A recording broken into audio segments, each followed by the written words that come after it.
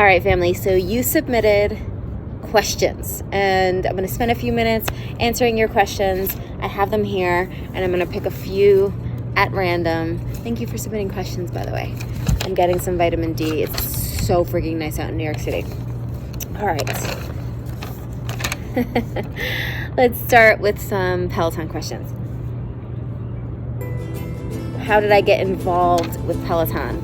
I read an article about Peloton in, I think it was Fast Company, and I emailed John Foley, and I think within like a day I was at the office in Chelsea. I think there were less than 30 employees, and I auditioned and I got a job. So I was an instructor at first, and then a few years into teaching, I was promoted to VP of fitness programming and head instructor. And that is my role currently with the company. And I'm grateful every moment. Maybe not every moment, but definitely every day. Just for fun, when will you make a TikTok? I know, I definitely need to. Maybe I should by the end of this whole COVID. I will that I will commit. I will make a TikTok before this quarantine is over. Biggest pet peeve? Laziness. I have zero tolerance for laziness. And my second biggest pet peeve, which I think is related to laziness, is making excuses. So no, I'm not going to make any excuses about making a TikTok. I will just create a deadline and make the damn thing. Favorite color? Red. Red is my favorite color. How did you discover your passion for fitness, and who and what gave you the courage to follow your dream? Well, I was a lawyer when I started running, or I was in law school actually when I started running, and I ran through trauma, and I wrote about that in my book. If you want to hear a little bit more about that, my book, Shut Up and Run. But it was a very slow, incremental process. I started running marathons and ultra marathons, and that led to me honestly taking a chance before the 2012 London Olympic Games. I had taken a leave of absence from my law firm to pursue writing and journalism, and then a few weeks before the London Olympic Games, I decided that I was going to become a blogger. And I reported from the games, and I quit my law job, and it was a crazy, crazy time to not have a steady income, but I had saved for about a 2-year period, and with the expectation of leaving law, and that there's no right time to get uncomfortable. So I just pulled the plug that summer. And then I came back. I had an agency job working for some athletic brands and some sports brands. And then a few months after that is really when I started entering fitness full time, because I wasn't happy working on the agency side. I didn't want to tell a brand's story about fitness. I wanted to tell my own story about fitness. And that's where kind of marketing met social media. And I started working as a consultant and doing running coaching and writing my book. And then I discovered Peloton, and a lot of that all came together at the right time. But I took the plunge. I had to take the plunge. I had to make it a necessity. I had to take the risk that I had no steady income coming in order for me to force the creativity out. I think if I would have played it safe too long by continuing to go back to that law career, I wouldn't have been forced to make really tough calls, which ultimately landed me in a risk-taking position, sticking my neck out to be a Peloton instructor. One of the first Peloton instructors. All right. What's your proudest accomplishment in life so far? You know, it's not one accolade or accomplishment. Those things are nice. Like publishing a book is nice. Getting a promotion is nice. But for me, I operate more on values than accomplishments. And my value system of knowing that I am resilient and hardworking, and I know very few people will outwork me. And I'm incredibly proud of that. And it's because of that value system of being resilient and hardworking that I know I might not land on my feet, but I will always get back up. And that is the most important thing. So it wouldn't be an accolade or an accomplishment. It's what makes my backbone strong. And that's resiliency and a very strong work ethic, which I definitely get from watching my mom. Do you make vision boards? If so, how would you suggest making them? Wow, you know what? I'll put a pin in this and I'll do an entire post on vision boards because I know that's something you all are wondering. And actually, Drew and I made vision boards together last year, and we probably should update them. So that's a great project, especially for right now when we're home. What is your family's background? My mother is Cuban. My father is Puerto Rican. I am the first generation born in the United States. And follow-up question, do I speak Spanish fluently? I did. Honestly, now it's a little bit of a Spanglish. I have words that come out, and when I get mad, I do tend to curse and think in Spanish. I do have moments where I dream in Spanish, but and Spanish was actually my first language. It was the first language I was fluent in. But I've lost a lot of it. My abuela would be very, very disappointed. I have lost a lot of my Spanish because if you don't use it, you lose it, just like anything else. What was your favorite subject in school growing up? English. I was always a very voracious reader. I was an academic kid. I was a straight A student with the exception of math. Math was always my stumbling block. Or that's the story I started to tell myself, and it's all about storytelling. So if I were to go back, I would have wished somebody would have encouraged me to unpack what I thought was a limitation in math, and I probably just needed to be more creative in how I approached that. But yeah, anything related to writing or storytelling or reading, social studies, history I liked, that kind of stuff, that was my jam. How do you manage stress? I think I process a lot of my stress through movement. So thankfully I have the outlets of and I mean movement, that's my movement, not teaching, that's work.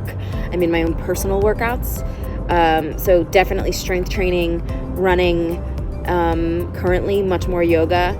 And I also process by journaling. I have a practice where I'll kind of just write very fragmented thoughts. It's not even an organized journaling system, but I definitely like to get things out on paper or on a note in my phone or something. And I sleep. I think that sleep allows us to process a lot of things that get pent up in our nervous system. Oh, I don't know that. I mean, that's scientific fact. And I prioritize sleep.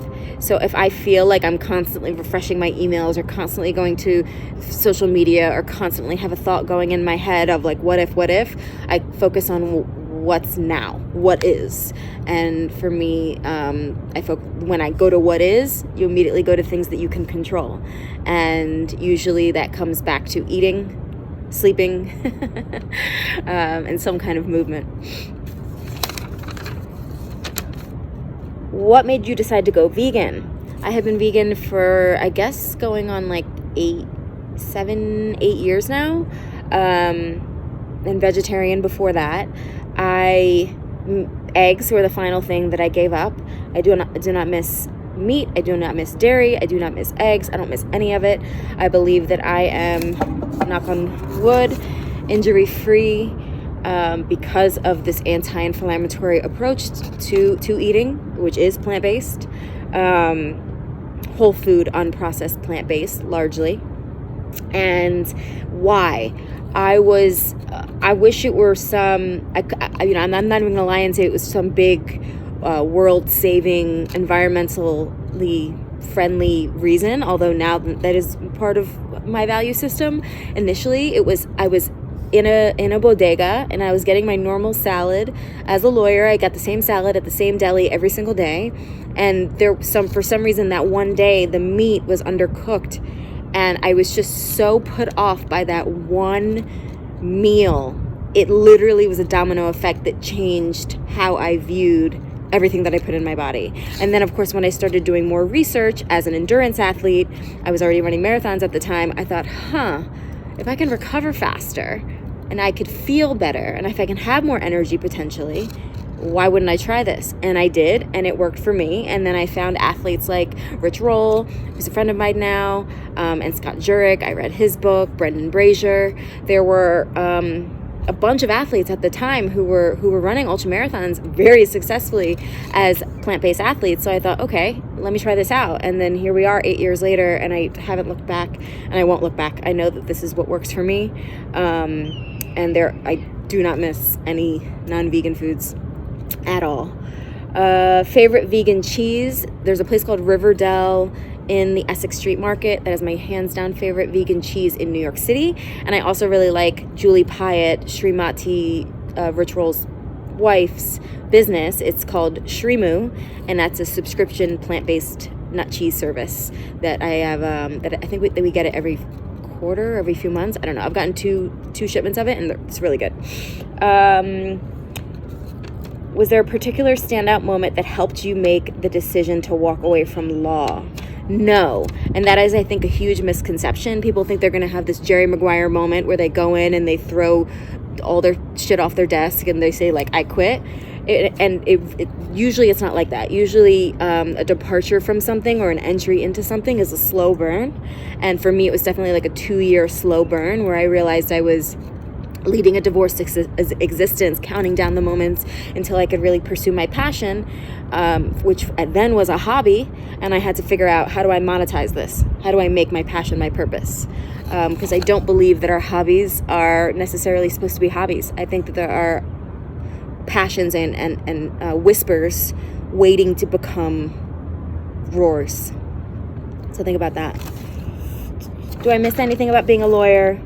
No, I love my life now. I love my job. I think that I am very grateful to get paid to do what I truly believe I'm here to do, which is unlock power through movement and get people to do epic shit and be a fire starter in people's lives. I will say that I use my law degree almost every single day.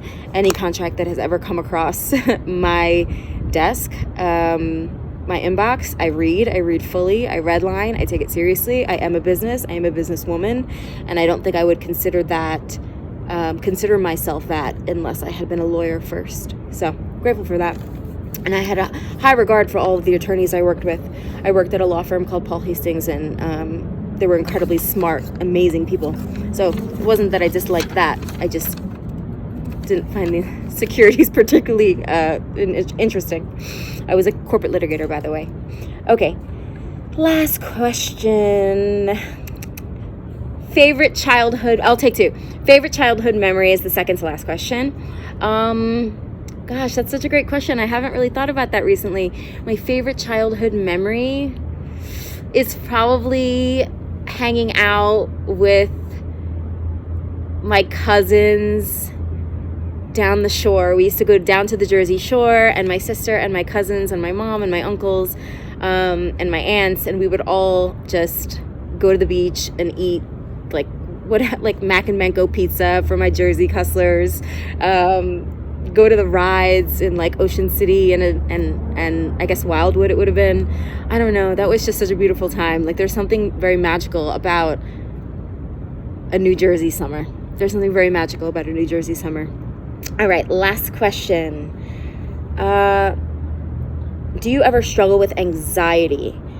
I personally do not, but I do know, but I definitely have had mental health struggles in my life, certainly in dealing with recovering from trauma when I was 21 years old. And I did talk therapy, and that worked, but running actually helped me the most. And for me, movement continues to be medicine.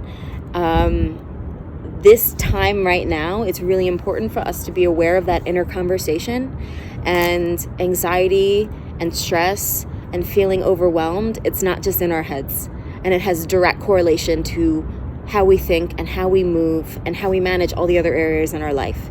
So please, if you're watching this, take your mental health just as seriously as you take all the other things.